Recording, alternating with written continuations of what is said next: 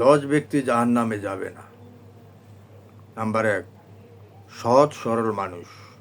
Number 2, একত্ববাদে সাক্ষ্যদাতা। Number 3, সেজদা এবং চিহ্ন রয়েছে যার শরীরে।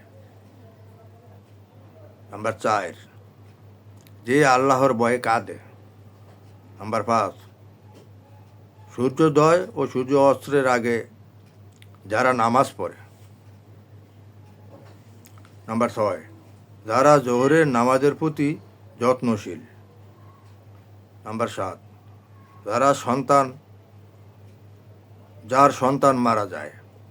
নাম্বার 8, যে ব্যক্তি অন্যের সম্মান রক্ষা করে। নাম্বার 9, যে কখনই ফজর এবং আসরের সালাত ছেড়ে দেয় না। নাম্বার 10, যে ব্যক্তি আল্লাহর রাস্তায় পাহারা দেয়।